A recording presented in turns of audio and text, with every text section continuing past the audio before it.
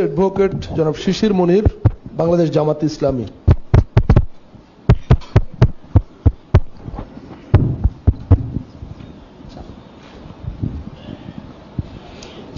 সবাইকে অসংখ্য ধন্যবাদ। আসলে প্রথম প্রশ্নটা হলো যে গণভোটের কথা আমরা বলছি, এই গণভোটের ভিত্তিটা কি করে শুরু হবে, স্টার্টিং পয়েন্টটা কি করে শুরু হবে। দুটো অপশনের কথা আসছে। একটা অপশন হলো অর্ডিন্যান্স দিয়ে মোশনটা স্টার্ট করা, আর একটা অপশনের কথা আসছে জুলাই সনদ বাস্তবায়ন আদেশ দিয়ে মোশনটা স্টার্ট করা। এই দুটোর মধ্যে কোনটা অপেক্ষাকৃত ব্যাটার, টেকসই, legally sound, that is the question to be decided. In my humble understanding, প্রথম অপশন যেটা অর্ডিন্যান্স দিয়ে স্টার্ট করা, this is weaker, constitutionally weaker, legally weaker, politically weaker. কারণ হলো যে কাজ আমরা করতে চাচ্ছি, এই কাজের মাধ্যমে আর্টিকেল 93-তে অর্ডিন্যান্স মেকিং পাওয়ারের বলে যে কাজ করা যাবে বলে ম্যান্ডেট দেওয়া আছে প্রেসিডেন্টকে, তার চাইতে different, content different, purpose different এবং সাস্টেইনেবিলিটি ডিফারেন্ট। ফলে 93-তে যে পাওয়ারটা দেওয়া আছে, this is a power subject to serious restriction imposed by constitution itself. ফলে এটাকে নিয়ে পরবর্তীতে যে আমরা সাস্টেইনেবিলিটির প্রশ্ন তুলছি, এই জায়গাটাতে ভালনারেবল হবে, আমরা সকলেই প্রশ্নবিদ্ধ হব। আমি 93 এর এক্সেপশন পড়ে শোনাচ্ছি না, কারণ that would be pure legal argument. ওই লিগ্যাল আর্গুমেন্ট লিগ্যাল জায়গায় করা যাবে। তাহলে আরেকটা অপশন থাকছে, বিশেষ সাংবিধানিক আদেশ জারি করতে গেলে যে প্রক্রিয়া অবলম্বন করতে হয়, তাতে যা হয় ঠিক আছে, আমরা এখান থেকে সরে আসলাম, আমরা বলছি বিশেষ সাংবিধানিক আদেশের প্রয়োজন নাই, কিন্তু একটা জুলাই সনদ বাস্তবায়ন আদেশের প্রয়োজনীয়তা আছে। এখন প্রশ্ন হলো তার রুট কোথায় হবে, কোথা থেকে পাবো আমরা? এটা থেকে পাবো আমরা যে জুলাই ডিক্লারেশন দিয়েছি, এই জুলাই ডিক্লারেশনের 3টা অনুচ্ছেদ 22, 25, 27 এবং 28-এ পাবো। 22-এ বলা আছে বাংলাদেশের জনগণ সুশাসন, সুষ্ঠু নির্বাচন, ফ্যাসিবাদ শাসনের পুনরাবৃত্তি রোধ, আইনের শাসন, অর্থনৈতিক সামাজিক ন্যায় বিচার নিশ্চিত করার লক্ষ্যে নিয়মতান্ত্রিক উপায়ে বিদ্যমান সংবিধান ও সকল রাষ্ট্রীয় সাংবিধানিক প্রতিষ্ঠানের গণতান্ত্রিক সংস্কার সাধনের অভিপ্রায় ব্যক্ত করেছে। সো দ্যাট অভিপ্রায় has been primarily recognised by the July declaration. Second question, কেউ কেউ বলবে যে 25 আবার কন্ট্রাডিক্টরি। In fact not. 25-এ কি বলছে? বাংলাদেশের জনগণ যুক্তিসঙ্গত সময়ে আয়োজিতব্য সুষ্ঠু নির্বাচন, একটি নির্বাচনের মাধ্যমে গঠিত জাতীয় সংসদে প্রতিশ্রুত প্রয়োজনীয় সাংবিধানিক সংস্কারের মাধ্যমে দেশের মানুষের প্রত্যাশা সাচ এন্ড সাচ মূল্যবোধ সম্পন্ন সমাজ, গণতান্ত্রিক রাষ্ট্র ব্যবস্থা প্রতিষ্ঠার অভিপ্রায় ব্যক্ত করেছে। দিস অভিপ্রায় is the source of the order. আবার আরেকটা সোর্স কোথায়? জনগণের অভিপ্রায় ব্যক্ত করছে যে ছাত্র গণ অভ্যুত্থান 24-এর উপযুক্ত রাষ্ট্রীয় সাংবিধানিক স্বীকৃতি প্রদান করা হবে এবং পরবর্তী নির্বাচনে নির্বাচিত সরকারের সংস্কারকৃত সংবিধানের তফসিলে এ ঘোষণাপত্র সন্নিবেশিত হবে। This is third source.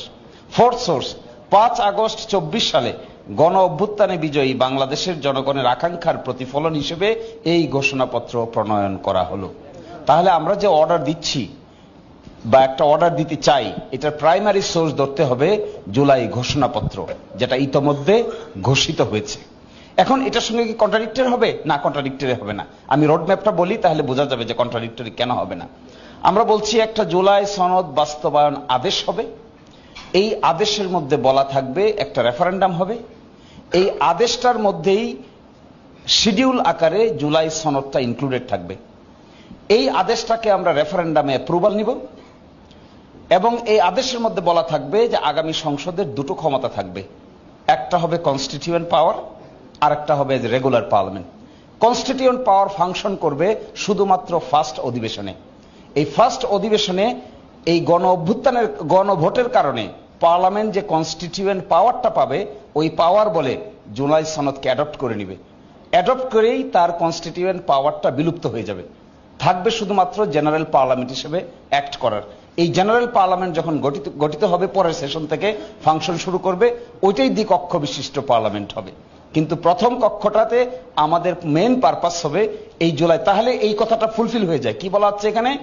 এখানে বলা হচ্ছে একটি নির্বাচনের মাধ্যমে গঠিত জাতীয় সংসদে প্রতিশ্রুত প্রয়োজনীয় সাংবিধানিক সংস্কারের মাধ্যমে। তাহলে ফার্স্ট অধিবেশনে নির্বাচনের পরে গাঠনিক ক্ষমতা অ্যাপ্লাই করে প্রথম অনুচ্ছেদে নির্বাচিত সরকার তার রাস্তা ওপেন করে দিল। তাহলে 22-এর সাথে 25, 25-এর সাথে 27, 27-এর সাথে 28-এর আর কোনো কন্ট্রাডিকশন থাকছে না। ফলে দিস ইজ রিকনসাইলেবল। ফলে আমাদের আর্গুমেন্টটা হলো, আমরা বলছি একটা জুলাই সনদ, আমরা কনস্টিটিউশনাল অর্ডার জারি করতে হবে। এটা করতে গেলে বর্তমান সংবিধানকে সাসপেন্ড করতে হবে, সুপ্রা কনস্টিটিউশনাল ডকুমেন্ট তৈরি করতে হবে। এই জায়গা থেকে আমরা সরে আসলাম। আমরা সরিয়ে এসে বলছি জুলাই সনদ বাস্তবায়ন আদেশ। এটা রুট কোথায় পাওয়া যাবে? এরপরে রুট আছে আর্টিকেল 48, এরপরে রুট আছে আর্টিকেল 152 অব দি কনস্টিটিউশন। এখান থেকে যে আদেশটা দেয়া হবে, ওই আদেশের বলে এই প্রক্রিয়াটা শুরু হলে এটা টেকসই হবে। আর কনস্টিটিউয়েন্ট পাওয়ার বলে যদি এটাকে অ্যাডপ্ট করা হয়, তাহলে আর কোনো ফার্দার গণভোটের প্রয়োজন নাই। কারণ কনস্টিটিউয়েন্ট পাওয়ারটা পাচ্ছে parliament because of the referendum. এই রেফারেন্ডামের মাধ্যমে যে কনস্টিটিউয়েন্ট পাওয়ার দেওয়া হয়, এইটাকে পুনরায় আবার গণভোটে টেস্ট করার কিছু নাই, because it has been given as a pre requisite. অন্যথায় সাধারণ নির্বাচনের মাধ্যমে তো কনস্টিটিউয়েন্ট পাওয়ার দেওয়া যায় না। সাধারণ নির্বাচনের মাধ্যমে সাধারণ পার্লামেন্ট গঠিত হয়। গণভোট দিচ্ছি দেখেই এখানে একটা কনস্টিটিউয়েন্ট পাওয়ার অ্যাপ্লাই করা যাচ্ছে। গণভোট যদি আমরা না দিতাম, তাহলে আগামী সংসদ যে কনস্টিটিউয়েন্ট পাওয়ার অ্যাপ্লাই করবে, এই আর্গুমেন্ট আমরা লিগেলি করতে পারতাম না, সাউন্ড ওয়েতে করতে পারতাম না। আমরা গণভোট দিচ্ছি, এটা কনস্টিটিউয়েন্ট পাওয়ার বলে অ্যাকসেপ্ট হচ্ছে। আরেকটা গণভোট কি জন্য দিতে যাব? This is redundant.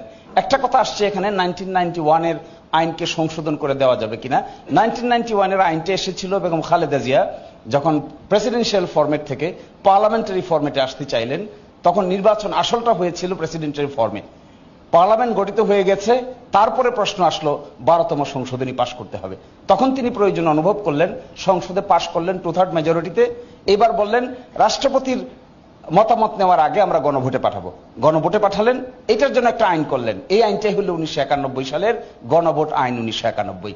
ওই সিচুয়েশন আর এখনকার সিচুয়েশন ইজ কমপ্লিটলি ডিফারেন্ট। ওই গণভোট যদি দিতে হয়, তাহলে আগে পার্লামেন্ট গঠন হইতে হবে, 2/3 মেজরিটিতে পাশ হইতে হবে, তারপরে গণভোট আইন পাশ করতে হবে, ওই আইনে যেতে হবে, তারপরে রাষ্ট্রপতির কনসেন্ট নিতে হবে। So this is a different route. ওই রুট থেকে ধরলে আমাদের সকল আলোচনা এখানে রিডান্ডেন্ট হয়ে যাবে। ওইটা পিওরলি টেকনিক্যাল কথা। ওই টেকনিক্যাল কথায় পলিটিক্যাল কনসেনসাসের ভিত্তিতে কনস্টিটিউশনাল সমাধান হবে না। ওইটা হয়ে যাবে অনেকটা প্রসিডিউরাল প্রপার্টির প্রশ্নে। তা আমরা যেখানে আছি, এখানে প্রসিডিউরাল প্রপার্টিটা স্টার্ট হচ্ছে জুলাই ঘোষণাপত্র থেকে। এরকম একটা ঘোষণাপত্র কিন্তু বাংলাদেশ হওয়ার পরে প্রক্লেমেশন অফ ইন্ডিপেন্ডেন্স হয়েছিল। এরপরে কিছুদিন পরেই একটা গণপরিষদ আদেশ জারি হয়েছিল। এর মাঝখানে একটা প্রভিশনাল কনস্টিটিউশন হয়েছিল। গণপরিষদ আদেশে সবগুলো ডকুমেন্টে দেখবেন ইন্ডিপেন্ডেন্স অফ প্রক্লেমেশন অফ ইন্ডিপেন্ডেন্সকে রেফার করে সব সিদ্ধান্তগুলো নেওয়া হয়েছিল। কিন্তু তখনও সংবিধানে প্রক্লেমেশন অফ ইন্ডিপেন্ডেন্স অ্যাড হয় নাই। প্রক্লেমেশন অফ ইন্ডিপেন্ডেন্স সংবিধানে অ্যাড হয়েছে 2011 সালে 15 অ্যামেন্ডমেন্টে শিডিউলের মাধ্যমে। এর আগে এটা সংবিধানে অ্যাড করা হয়নি। কিন্তু ওই ডকুমেন্টটাই ছিল সবকিছু সোর্স। ওই সোর্স ধরে সাবসিকুয়েন্ট ডকুমেন্ট হয়েছিল। এখন আমরা যে কাজ করতে চাচ্ছি তার সোর্স হইল এই জুলাই ঘোষণাপত্র। কেউ বলতে পারেন যে এটা তো গ্যাজেট হয় নাই, এ প্রশ্ন করতে পারেন।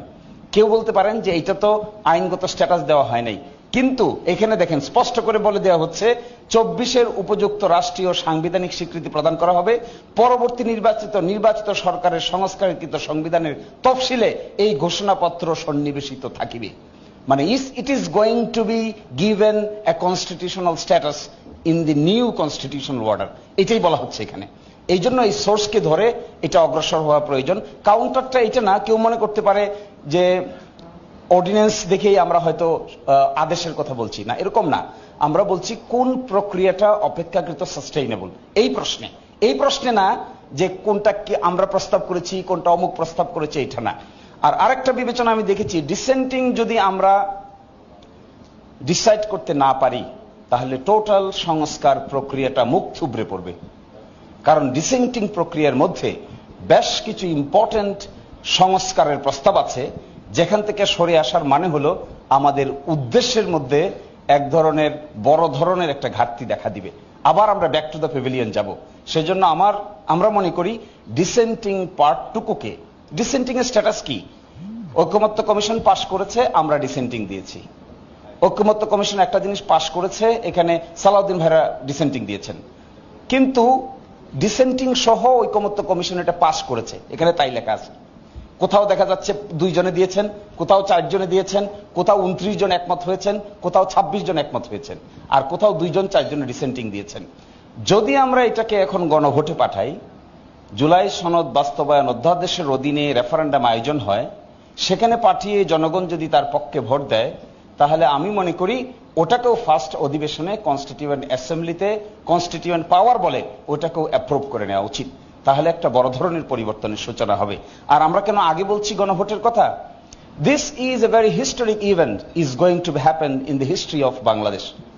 এবং বাংলাদেশের জাতীয় জীবনে এই ধরনের একটা বড় ইভেন্টকে আমরা যদি তার গুরুত্ব হারাই, তাহলে that will be treated as a subordinate process.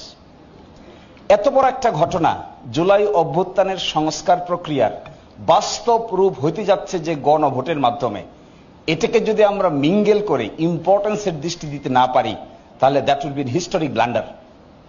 এই হিস্টোরিক ব্লান্ডারটাকে যদি আমরা এখন সেলিব্রেট করি, তাহলে এর ম্যানিফোল্ড ইম্পর্টেন্স আছে। সবচাইতে বড় ইম্পর্টেন্ট আছে, এর পলিটিক্যাল ইম্পর্টেন্স আছে অনেক বেশি। তার চাইতে বেশি ইম্পর্টেন্স হলো জুলাই গণ অভ্যুত্থানের 5ই আগস্টের এন্ড প্রক্রিয়াটা কিভাবে হচ্ছে। That should be very glorious one. That should not be আরেকটার সঙ্গে মিঙ্গেল করে এটাকে লেস ফোকাস দেওয়ার কিছু নাই। এবং আমার ধারণা গণভোট আয়োজন হলেও বাংলাদেশের ইতিহাসে অতীতে 3 বার হয়েছে। সবচাইতে সহজতর কাজ, সবচাইতে কম সময় সাপেক্ষ কাজ, সবচাইতে কম ব্যয়বহুল কাজ। এবং সেটা এখনই সিদ্ধান্ত নিলে 1 মাসের ভিতরে এটা করে ফেলা সম্ভব। আগামী ফার্স্ট উইক অফ নভেম্বরের ভিতরে গণভোট সম্পন্ন করা পসিবল। এবং এই ক্ষেত্রে কোনো কন্টেস্টিং কেউ নাই, কেউ পক্ষে বিপক্ষে কেউ বলবে না, তফসিল ঘোষণা করার কিছু থাকবে না, এখানে প্রার্থিতা বাছাইয়ের প্রক্রিয়া নাই, কোনো হাইকোর্ট সুপ্রিম কোর্টের কোনো মামলা মোকদ্দমা নাই, কিছুই নাই। Election commission will just pronounce. এবং যেটা হয়েছিল জেনারেল এরশাদের সময়, যেটা হয়েছিল শহীদ প্রেসিডেন্ট জিয়াউর রহমানের সময়, যেটা হয়েছিল বেগম খালেদা জিয়ার সময়, অল্প সময়ের ব্যবধানে, ডেটগুলো দেখলেই দেখতে পাবেন, ঘোষণা থেকে মাত্র 19 দিন, 26 দিন, 27 দিনের মাথায় গণভোটের আয়োজন হয়েছিল। এবং ইট ওয়াজ পসিবল। এবং এই ক্ষেত্রে আমার ধারণা নজিরগুলো আমাদের সামনে আছে। আর সর্বশেষ কথা আমি বলছি, এটা আমার ইমোশনের কথা, যে কথাটা আমি বলছি, আমি নিজেকে এখনো নিউ প্রজন্মের মানুষ হিসেবে দেখতে চাই। I feel comfortable to identify myself as a part of the new generation. Considering them as the Generation Z, we try to understand the psyche of the new generation. Amader zigzag prokriya new generation does not like. They want a straightforward solution. And straightforward solution bolte amra jara boshe ekhane alochona korchi, amader moddho theke willingness kar beshi ache, কে কত বেশি সংস্কার প্রক্রিয়ায় উদ্যোগী ভূমিকা পালন করব, that will be determine and considered by the history.